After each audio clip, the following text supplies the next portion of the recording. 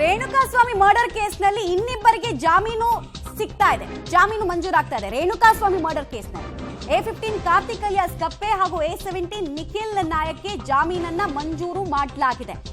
High profile ಕೇಸ್ನಲ್ಲಿ ಒಂದೇ ದಿನ ಅಲ್ಲಿಗೆ 3 ಜನರಿಗೆ ಜಾಮೀನು ಸಿಕ್ಕಂತಾಗ್ತಾ ಇದೆ. A16 ಕೇಶವ್ ಮೂರ್ತಿ ಬಗ್ಗೆ ನಾವು ಈಗಷ್ಟೇ ಮಾಹಿತಿ ಕೊಡ್ತಾ ಇದ್ವಿ. ಈಗ ನಿಖಿಲ್ ನಾಯಕ್ ಹಾಗೂ ಕಾರ್ತಿಕ್ಗೂ ಕೂಡ ಜಾಮೀನು ಸಿಕ್ಕಿದೆ. ಈ 3 ಜನರ ವಿರುದ್ಧ ಮರ್ಡರ್ ಚಾರ್ಜಸ್ ಇರಲಿಲ್ಲ. ಸೊ ನಿರೀಕ್ಷೆ ಇತ್ತು ಈ 3 ಜನರಿಗೆ ಇವತ್ತು ಜಾಮೀನು ಮಂಜೂರು ಆಗಬಹುದು ಅಂತ. ಯಾಕಂದ್ರೆ 3 ಜನರ ಮೇಲೆ ಪೊಲೀಸರು ಹಾಕ್ತಂತಹ ಚಾರ್ಜಸ್ 201 IPC 201 ಅದು ಸಾಕ್ಷ್ಯನಾಶ ಸಾಮಾನ್ಯವಾಗಿ ಬೇಲೆಬಲ್ ಸೆಕ್ಷನ್ ಆಗಿರೋದ್ರಿಂದ ಅವರಿಗೆ ಬೇಲ್ ಕೊಡೋದಕ್ಕೆ ಅಡ್ಡಿ ಇಲ್ಲ ಅನ್ನೋ ವಾದವನ್ನ ಮೊನ್ನೆ ಅಷ್ಟೇ SPP ಅವರು ಮಂಡಿಸಿದ್ರು. ಇವರು 3 ಜನ ವಿರುದ್ಧ ನಾವು ಸಾಕ್ಷಿನಾಶದ ಸೆಕ್ಷನ್ಸ್ ಮಾತ್ರ ಹಾಕೊಂಡಿರೋದು, ಅವ್ರು ಬೇಲ್ ಬೇಕಾದ್ರೆ ಸೆಷನ್ಸ್ ಕೋರ್ಟ್ಗೆ ಹೋಗಿ ತಗೊಳ್ಳಿ ಅಂತ ಹೇಳಿದ್ರು. ಸೊ ಪ್ರಾಸಿಕ್ಯೂಷನಲ್ ಅಬ್ಜೆಕ್ಷನ್ ಇರಲಿಲ್ಲ ಅನ್ನೋದು ಮೊನ್ನೆನೇ ಗೊತ್ತಾಗ್ತಾ ಇತ್ತು. ಸೊ ನಿರೀಕ್ಷೆ ಅಂತೂ ಇತ್ತು ಇವರಿಗೆ ಬೇಲ್ ಎನಿ ಮೂಮೆಂಟ್ ಮಂಜೂರು ಆಗುತ್ತೆ ಅಂತ. ಫೈನಲಿ ಒಂದೇ ದಿನ 3 ತಿಂಗಳ ನಂತರ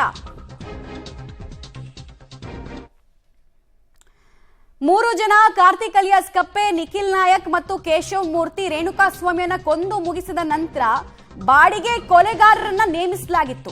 ದುಡ್ಡಿನ ಆಮಿಷವನ್ನ ಒಡ್ಡಿ 30 ಲಕ್ಷಕ್ಕೆ ಡೀಲ್ ಆಗಿತ್ತಲ್ಲ, ಆ 30 ಲಕ್ಷವನ್ನ ನಿಮಗೆ ಹಂಚ್ತೀವಿ, ನೀವು ಹೋಗ್ಬಿಟ್ಟು ಪೊಲೀಸರ ಮುಂದೆ ಸರೆಂಡರ್ ಆಗಿ, ಹಾಗೂ ರೇಣುಕಾಸ್ವಾಮಿಯ ಶವವನ್ನ ರಾಜಾ ಕಾಲುವೆಗೆ ಎಸ್ದು ಬಿಡಿ ಅಂತ ಇನ್ಸ್ಟ್ರಕ್ಷನ್ ಅನ್ನ ಕೊಟ್ಟಿದ್ರಂತೆ. ಇವರ ಕನ್ಫೆಷನಲ್ ಸ್ಟೇಟ್ಮೆಂಟ್ ಅಲ್ಲಿ ಅದನ್ನ ಉಲ್ಲೇಖಿಸಿದ್ದಾರೆ.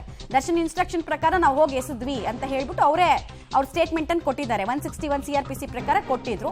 ಸೊ ಸಾಕ್ಷಿನಾಶದ ಆರೋಪ ಇವ್ರ ಮೇಲೆ ಡೇ 1 ಇಂದ ಇತ್ತು. 201 ಸೆಕ್ಷನ್ ಅಂದ್ರೆ IPC 201 ಸಾಕ್ಷಿನಾಶ, ಇದು ಬೇಲೆಬಲ್ ಸೆಕ್ಷನ್ ಆಗಿರೋದ್ರಿಂದ ಇವರಿಗೆ ಬೇಲ್ ಸಿಗುತ್ತೆ ಅನ್ನೋ ಸಹಜ ನಂಬಿಕೆ ಚಾರ್ಜ್ ಶೀಟ್ ಸಲ್ಲಿಕೆ ಮಾಡಿದ ಮೇಲೂ ಕೂಡ ಇತ್ತು. ಅದರಂತೆ ಒಂದೇ ದಿನ 3 ತಿಂಗಳ ನಂತರ 3 ಜನ ಆರೋಪಿಗಳಿಗೆ ರೇಣುಕಾಸ್ವಾಮಿ ಮರ್ಡರ್ ಕೇಸ್ಗೆ ಸಂಬಂಧಪಟ್ಟಂತೆ ಜಾಮೀನು ಮಂಜೂರಾಗ್ತಾ ಇದೆ. ಒಂದೇ ದಿನ 3 ತಿಂಗಳ ಬಳಿಕ, ಬರೋಬ್ಬರಿ 100ಕ್ಕೂ ಹೆಚ್ಚು ದಿನಗಳ ಬಳಿಕ 3 ಜನರಿಗೆ, ಅದು ಪ್ರಕರಣದ A15, A16, A17 ವಿಲೇವಾರಿ ಬಾಯ್ಸ್, ಶವದ ವಿಲೇವಾರಿ ಬಾಯ್ಸ್ ಯಾರಿದ್ರು ಅವರಿಗೆ ಜಾಮೀನು ಮಂಜೂರು ಆಗಿದೆ. ಇದರಲ್ಲಿ ತುಮಕೂರು ಜೈಲಿನಲ್ಲಿ ಮುದ್ದೆ ಮುರಿತಾ ಇದ್ದವರು ಆ ಜೈಲಿನಿಂದ ಮುಕ್ತಿ ಹೊಂದುವಂತಹ ದಿನ. ಈಗ ನೋಡ್ತಾ ಇದ್ದೀರಾ, A15 ಕಾರ್ತಿಕ್ ಬಟ್ಟಣಗೆರೆ ಶೆಡ್ ನಲ್ಲಿ ಕೆಲಸವನ್ನ ಮಾಡ್ಕೊಂಡಿದ್ದ, ಕೂಲಿ ಕೆಲಸ ಮಾಡಿಕೊಂಡು ಜೀವನವನ್ನ ಸಾಗಿಸ್ತಾ ಇದ್ದ ಕಾರ್ತಿಕ್ ಅನ್ನೋದು A15 ಕಾರ್ತಿಕ್ ನ ವಿಚಾರಣೆ ಸಂದರ್ಭದಲ್ಲಿ ಗೊತ್ತಾಗಿತ್ತು ಪೊಲೀಸರಿಗೆ. ಸೊ ಅದನ್ನು ಕೂಡ ಉಲ್ಲೇಖ ಮಾಡಿದ್ರು. ಹೆಂಗ್ ಇವ್ರದ್ದು ಕಾಂಟ್ಯಾಕ್ಟು ಅಂತ ಪೊಲೀಸರು ಕನೆಕ್ಟ್ ಇಂದ ಡಾಟ್ಸ್ ಮಾಡ್ಬೇಕಲ್ವಾ, ಅವಾಗ ಕಾರ್ತಿಕ್ ಯಾರು, ಆತನ ಹಿನ್ನೆಲೆ ಏನು ಅಂತೆಲ್ಲ ನೋಟ್ ಮಾಡ್ಕೊಂಡಿದ್ರು. ಸೊ ಅದನ್ನ ಚಾರ್ಜ್ ಶೀಟ್ ನಲ್ಲೂ ಉಲ್ಲೇಖ ಮಾಡಿದ್ದಾರೆ. ಕೂಲಿ ಕೆಲಸ ಮಾಡ್ಕೊಂಡಿದ್ದಂತಹ ಕಾರ್ತಿಕ್ ಕೊಲೆ ಕೇಸ್ ನಲ್ಲಿ ಭಾಗಿಯಾಗಿರ್ಲಿಲ್ಲ. ಕಾರ್ತಿಕ್ಗೆ 5 ಲಕ್ಷ ರೂಪಾಯಿಯನ್ನ ಪವಿತ್ರ ಗೌಡ ಹಾಗೂ ಪವನ್ ಈ ರೇಣುಕಾಸ್ವಾಮಿ ಕೇಸ್ ನಲ್ಲಿ ಸರೆಂಡರ್ ಆಗೋದಕ್ಕೆ ಕೊಟ್ಟಿದ್ರು. ನೀನು 5 ಲಕ್ಷನೂ ತಗೋ ಮತ್ತು ನಿನ್ ಬೇಲ್ಗೂ ಕೂಡ ನಾವು ವ್ಯವಸ್ಥೆ ಮಾಡ್ತೀವಿ ಅಂತ ಹೇಳಿದ್ರಂತೆ. ಅದನ್ನ ಆತ ಕನ್ಫೆಷನಲ್ ಸ್ಟೇಟ್ಮೆಂಟ್ ಅಲ್ಲಿ ಕೊಟ್ಟಿದ್ದ. ನನಗೆ ಗೊತ್ತಿಲ್ಲ, ನಾನು ಕೊಲೆ ಮಾಡಿರ್ಲಿಲ್ಲ ಅನ್ನೋದನ್ನ ಕೂಡ ಹೇಳಿದ್ದ. ತನಿಖಾಧಿಕಾರಿಗಳು ಕೂಡ ಇನ್ವೆಸ್ಟಿಗೇಷನ್ ಮಾಡಿದಾಗ ಈತನ ಪಾತ್ರ ಕ್ರೈಮ್ ಅಲ್ಲಿ ಬೈಫೋರ್ಕೇಶನ್ ಮಾಡ್ತಾರಲ್ಲ, ಕೊಲೆನ ಕಿಡ್ನಾಪ್ ಅಥವಾ ಶವ ವಿಲೇವಾರಿ ಮಾಡಿದ್ದ ಅಂತ, ಕೊಲೆಯ ನಂತರ ಈತನ ಪಾತ್ರ ಕಂಡು ಬಂದಿದೆ.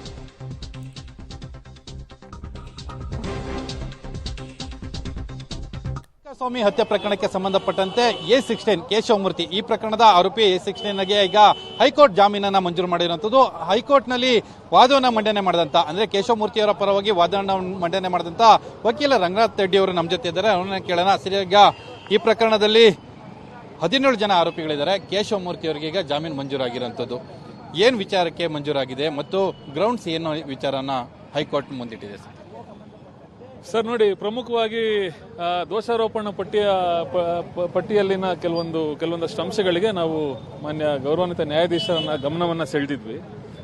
ನೋಡಿ, ಮೇಲ್ನೋಟಕ್ಕೆ ಈ 16ನೇ ಆರೋಪಿ ಕೇಶವಮೂರ್ತಿ ಈತನ ವಿರುದ್ಧ ಜಾಮೀನಿಯ ಅಪರಾಧಗಳು ಕಂಡು ಬರ್ತಿವೆ. ಹಾಗೂ ದೋಷಾರೋಪಣಾ ಪಟ್ಟಿಯಲ್ಲೇ ಕೂಡ ಈತನ ವಿರುದ್ಧ ಕೊಲೆ ಮತ್ತು ಅಪಹರಣದ ಪ್ರಕರಣಗಳು ಕಂಡು ಬಂದಿರೋದಿಲ್ಲ ಎನ್ನುವುದು ನಮ್ಮ ವಾದ ಆಗಿರ್ತದೆ. ಅದನ್ನ ಗೌರವಾನ್ವಿತ ನ್ಯಾಯಾಧೀಶರಿಗೂ ಕೂಡ ನಾವು ಮನವರಿಕೆ ಮಾಡ್ಕೊಂಡು ಕೊಟ್ಟಿರ್ತೀವಿ. ನೋಡಿ, ಅದೇ ರೀತಿ ನಮ್ಮ ವಿಶೇಷ ಅಭಿಯೋಜಕರು ಅವರು ಕೂಡ ನಮ್ಮ ವಾದಕ್ಕೆ ಅವರು ಯಾವುದೇ ರೀತಿ ತಕರಾರನ್ನ ಮಾಡಿರೋದಿಲ್ಲ. ಯಾಕೆಂದ್ರೆ ಜಾಮೀನಿಯ ಅಪರಾಧಗಳು ಕಂಡು ಬಂದಿರೋದ್ರಿಂದ ಅವರು ಕೂಡ ಅಷ್ಟಕ್ಕೆ ಅವರ ವಾದವನ್ನು ಸೀಮಿತಗೊಳಿಸಿರ್ತಾರೆ. ಹಾಗಾಗಿ ಷರತ್ತುಬದ್ಧ ಜಾಮೀನನ್ನು ಮಾನ್ಯ ಉಚ್ಚ ನ್ಯಾಯಾಲಯ ಮಂಜೂರು ಮಾಡಿದೆ. ಏನೇನು ಷರತ್ತುಗಳನ್ನ ವಿಧಿಸಿದೆ ಸರ್? ಈಗ ಈ ಪ್ರಕರಣದಲ್ಲಿ ಅವರು 3 ಜನ ಆರೋಪಿಗಳೇನಿದ್ದಾರೆ, ಕಾರ್ತಿಕ್ ಇರ್ಬೋದು, ಕೇಶವಮೂರ್ತಿ ಇರ್ಬೋದು, ನಿಖಿಲ್ ಇರ್ಬೋದು, ಇವ್ರ ವಿರುದ್ಧ ಬರೀ ಕೇವಲ ಸಾಕ್ಷ್ಯ ನಾಶದ ಪ್ರಕರಣಗಳು ಮಾತ್ರ ಇದ್ದಿದ್ದು. ಈ ಷರತ್ತುಗಳನ್ನ ಏನೇನು ವಿಧಿಸಿದೆ, ಏನೇನು ಹೇಳಿದೆ? ಪ್ರಮುಖವಾದ ಷರತ್ತು ಅಂದ್ರೆ ಸಾಕ್ಷಿದಾರರಿಗೆ ಬೆದರಿಕೆ ಒಡ್ಡಬಾರ್ದು ಅನ್ನೋದು ಪ್ರಮುಖವಾದ ಷರತ್ತಾಗಿರ್ತದೆ. ಎರಡನೇದಾಗಿ ಶ್ಯೂರಿಟಿ ಯಾರು ಕೊಡಬೇಕು, ಯಾವ ರೀತಿಯ ಶ್ಯೂರಿಟಿಯನ್ನ ಕೊಡಬೇಕು ಅನ್ನೋದು ಆದೇಶದ ಪ್ರತಿ ಹೊರಬಂದ ನಂತರ ನಾನು ನಿಮಗೆ ತಿಳಿಸ್ಕೊಡ್ತೀನಿ. ಅಲ್ಲಿಗೆ ರೇಣುಕಾಸ್ವಾಮಿ ಮರ್ಡರ್ ಕೇಸ್ಗೆ ಸಂಬಂಧಪಟ್ಟಂತೆ ಒಂದೇ ದಿನ 100ಕ್ಕೂ ಹೆಚ್ಚು ದಿನಗಳ ನಂತರ ಒಂದೇ ದಿನ 3 ಅಕ್ಯೂಸ್ಡ್ಗಳಿಗೆ ಜಾಮೀನು ಸಿಕ್ಕಂತಾಗ್ತಾ ಇದೆ. ಹಂಗಂತ ಏನಾಯ್ತು, ಇದು ಹೇಗಾಯ್ತು ಅನ್ನೋ ಪ್ರಶ್ನೆಗೆ ಇವ್ರ ಮೇಲೆ ಮರ್ಡರ್ ಚಾರ್ಜಸ್ ಇರಲಿಲ್ಲ. ಇವ್ರ ಮೇಲೆ ಇದ್ದಂತಹ ಚಾರ್ಜಸ್ ಕೇವಲ ಸಾಕ್ಷಿ ನಾಶ, ಅದು ಬೇಲೆಬಲ್ ಸೆಕ್ಷನ್.